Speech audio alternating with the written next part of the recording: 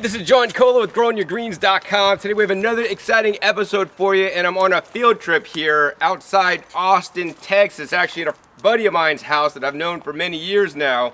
And what we're going to do in this episode is not talk about how he's actually catching his rainwater here off his cob house that he built with, actually he has a galvalume roof. So if you're going to catch your water to drink, especially, you want to make sure you don't get rust or contamination or any kind of leaching. He's using the galvalume room. This is the galvalume roof or galvalume sheeting for the roof, which is something new to me that I just learned about today. He catches the water in here. He then ozonates the water.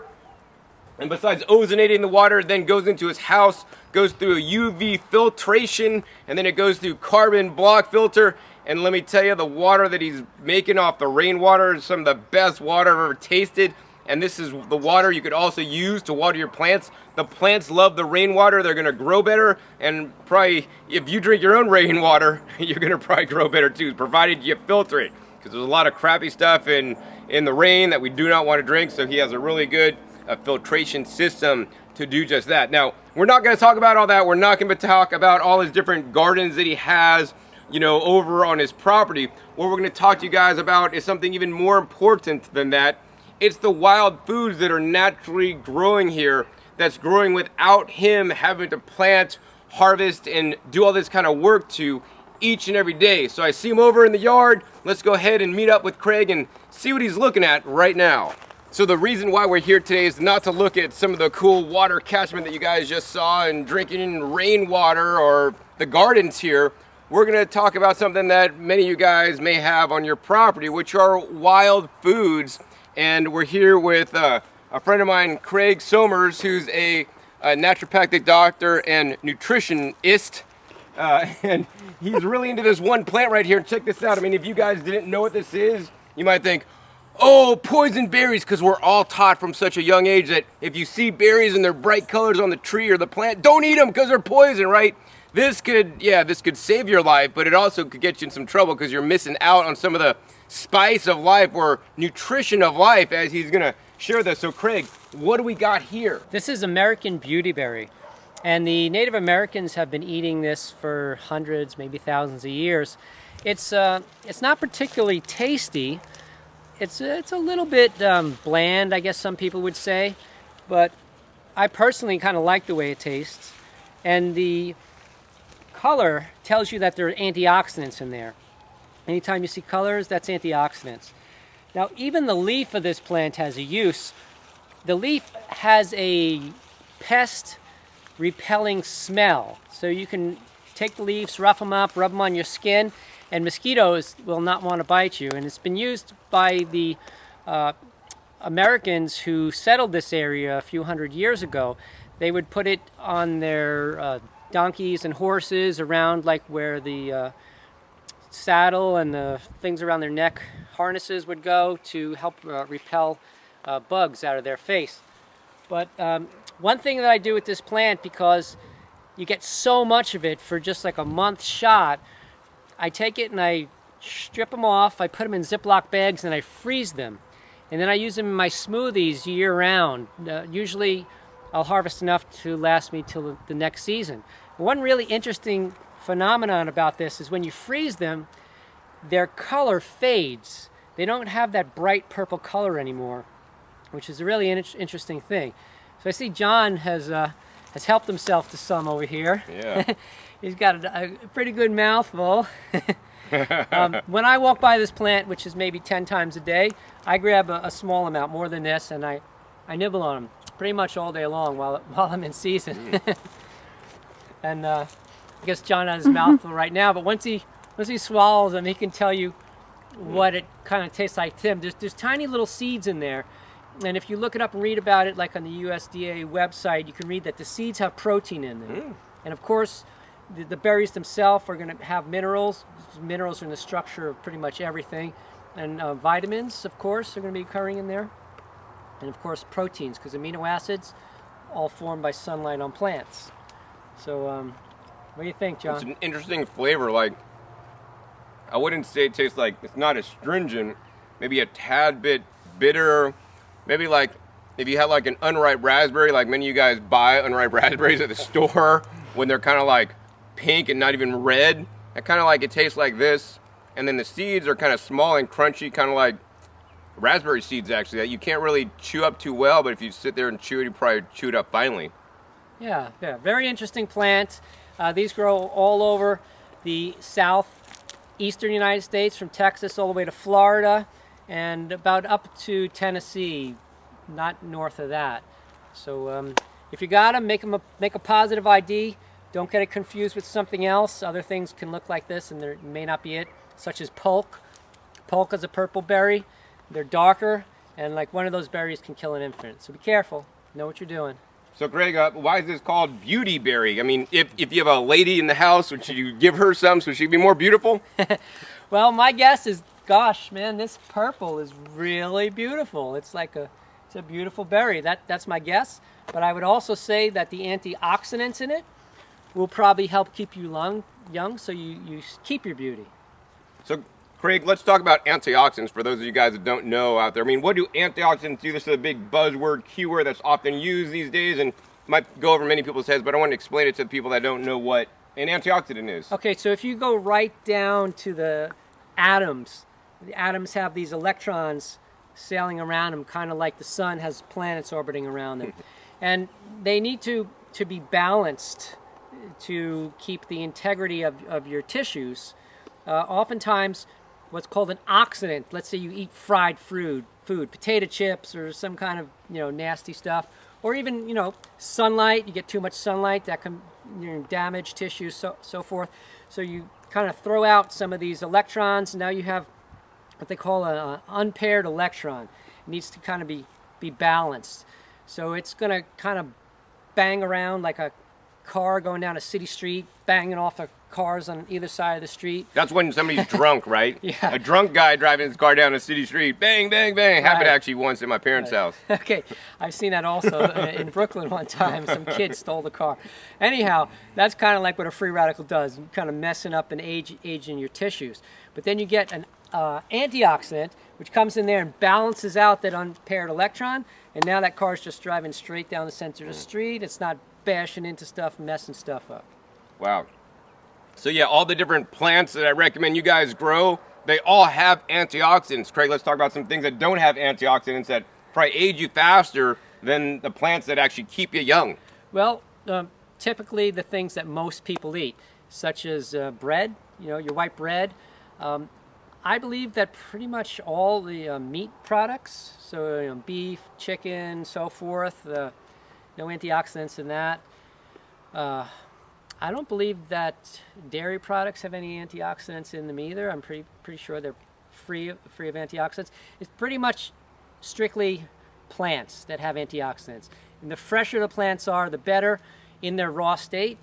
As you start to process them, as you start to heat them up, you kind of destroy the antioxidants in them. So freezing these berries, if you can't eat them all in the few weeks that they're available, would be a really good way because you're not heating them up, right? Yeah, absolutely. Freezing things does tend to dismantle some enzymes. There's at least one B vitamin that will be knocked out, but still, the rest of the vitamins will stay intact. Of course, the minerals stay intact, the proteins or amino acids stay intact, and I guess we have to do some tests on the antioxidants. Like I mentioned before, the color kind of changes when you freeze them, which is an interesting phenomenon. So I'm not sure exactly what's going on with the antioxidants, but time will tell. Someone will come up with $1 million to do the study, and and then we'll know. All right, Craig. So another way to preserve these is if you didn't want to freeze them, you don't have a freezer, could you actually just sun dry them? And would they be dried? And would they still be good and have some benefit, dried? I've never actually tried to dry them, but I was surfing the internet looking up beauty berry last night, and I found some recipes for making jelly with them. So that's one option. You can make a jelly, you can can it, and you can keep that for quite a long time. Awesome. So Craig, if somebody's going to make a jelly, what kind of sugar should they use? Because I know you're not a big fan of sugar, because that's actually a pro-oxidant. It's going to age you quick, and cause cross-links and all this kind of stuff.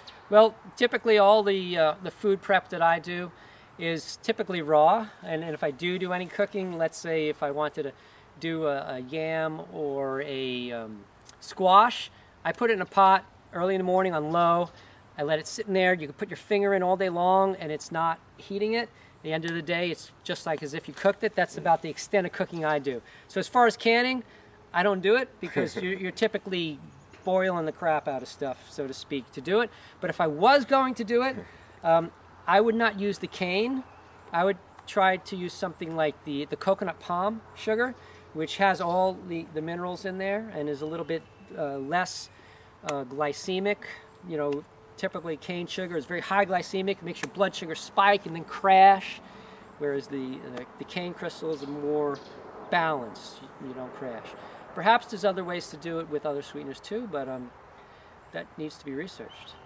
Awesome. Yeah, I recommend always you guys eat as much fresh, raw foods as you can. I mean, they're coming out your garden here, especially when you have them in season. If you can't eat them fresh, you know, then I would freeze them, and then I would also try to dehydrate them before I would ever can anything. All right, Craig, let's go ahead to another area of your property and check out 3 more edibles that's just growing wild. So now we're in another area of Craig's property, and there's actually 3 wild edibles in this area we're gonna share with you guys.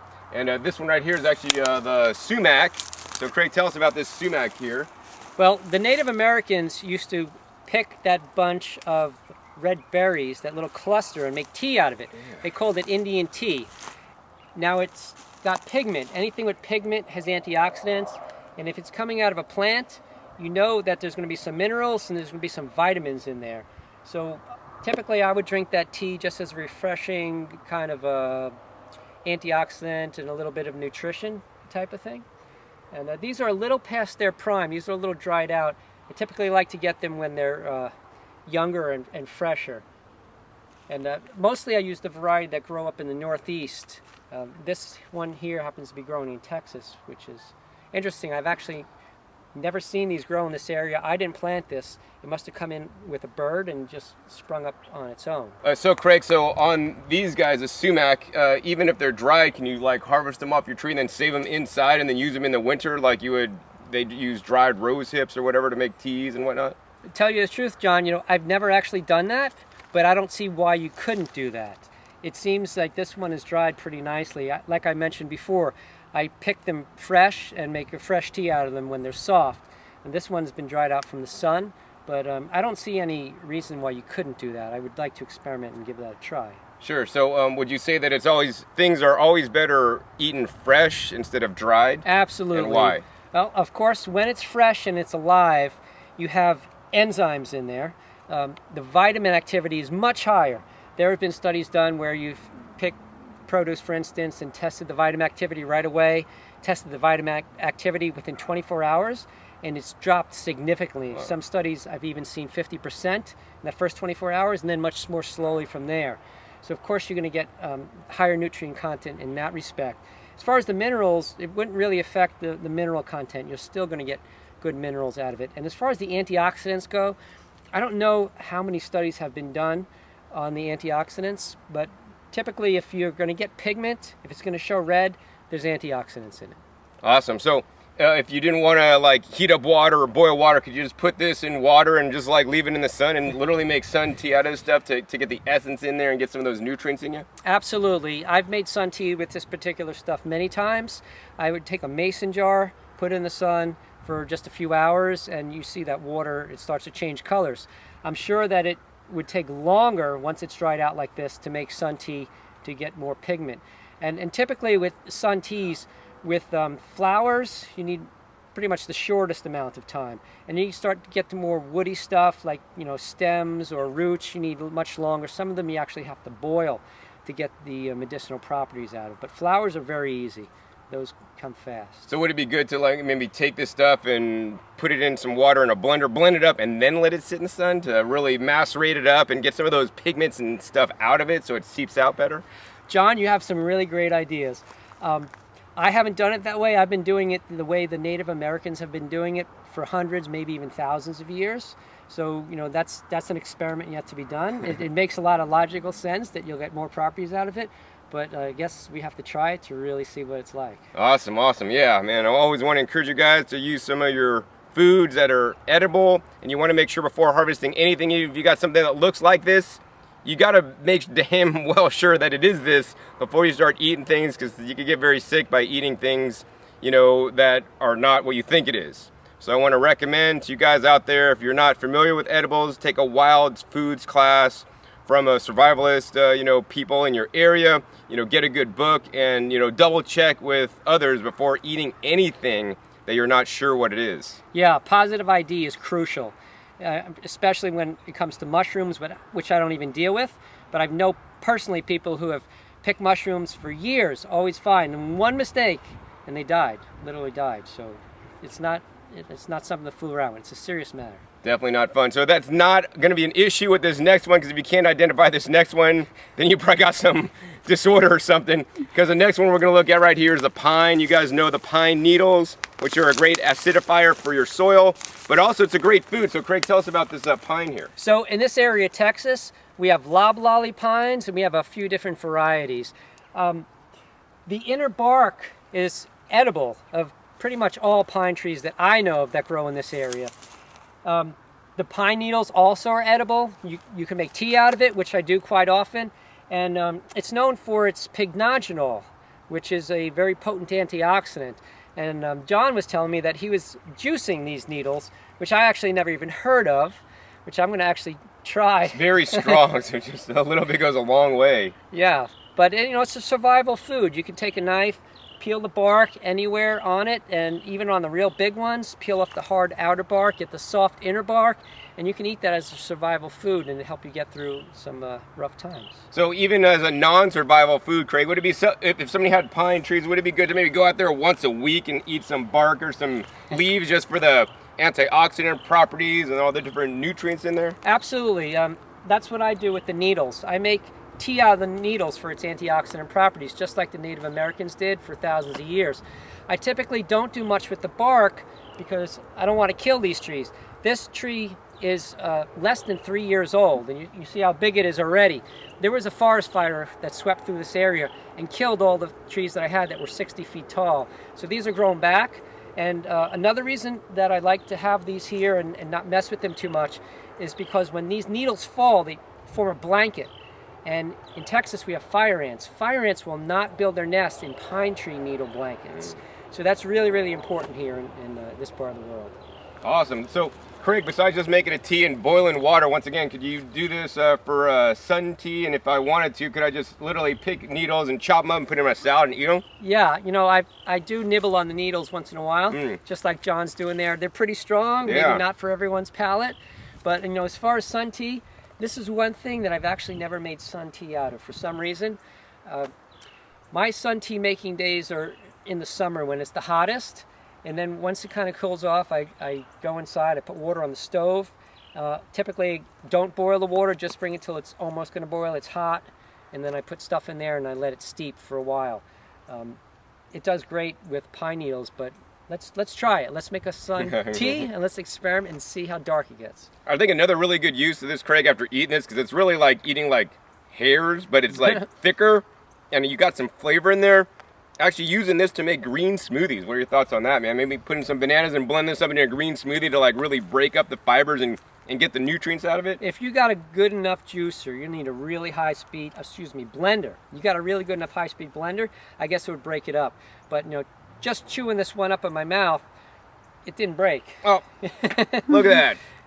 But, Come on, Craig, you gotta chew, man. You really chew, but I think the fibers are kind of strong in there. Just for a regular blender, I don't know if it'll work. Yeah, for a regular blender, right. So yeah, high-speed blender, yeah. So for those of you guys that don't know, green smoothie, basically just take some water, take some bananas, and take a bunch of pine needles and go to town. Now, very important, put a lot of banana, a lot of water, and just a few pine needles to start, because it's gonna be very strong, and then work your way up to increase the amount of pine needles you're eating to get some nutrients in the pine needles that you're probably not getting from other things. Yeah, and as with all plants, if you've never had them before, you want to start off with a very little bit to see if you have a sensitivity, because pretty much anyone could be allergic to anything.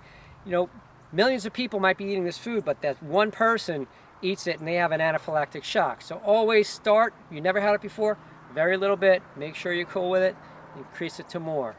Awesome. That's my advice. So next we got another cool plant over here, but it's maybe not necessarily edible, but medicinal. So what do we got over here, Craig? So here we have Yaupon holly.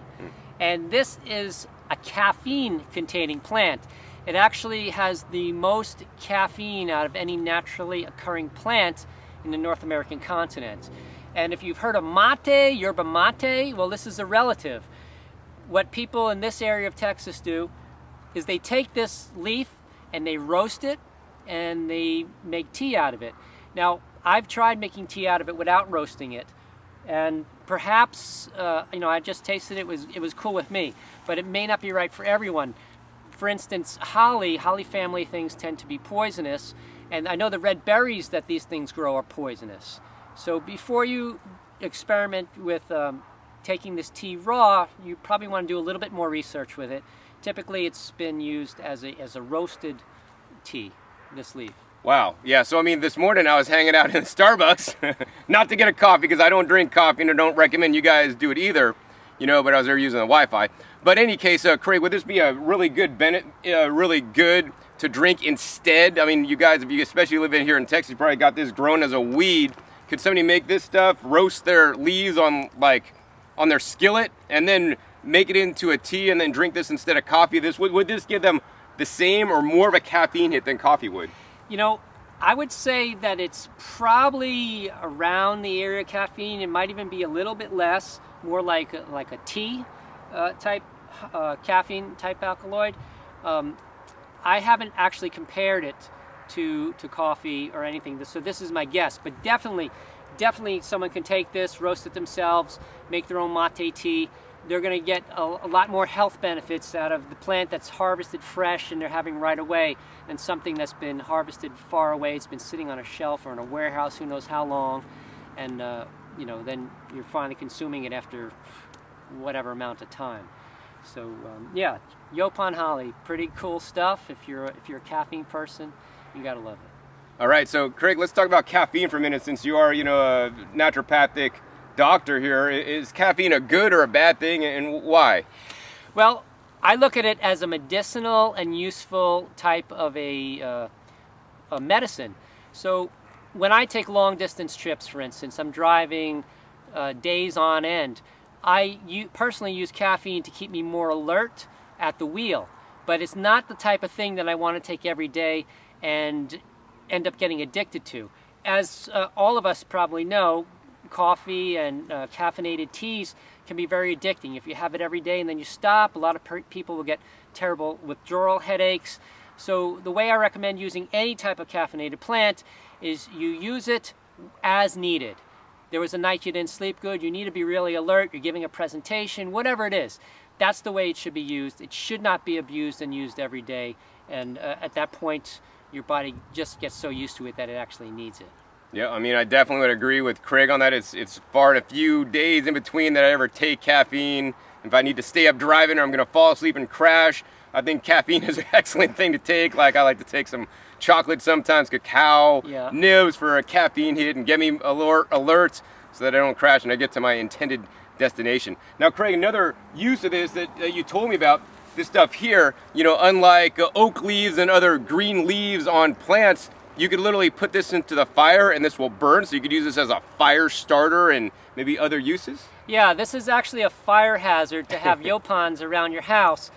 We're standing in a burn zone. If you could see the log that I'm sitting on, it's an oak tree that burnt. This whole property burned, 1,600 homes burned, and I'm almost positive that Yaupon was a strong culprit in causing this fire, because this area grows a lot of Yaupon. It grows 10, 12 feet tall, grows very thick, and like John just mentioned, you can light it up when it's green.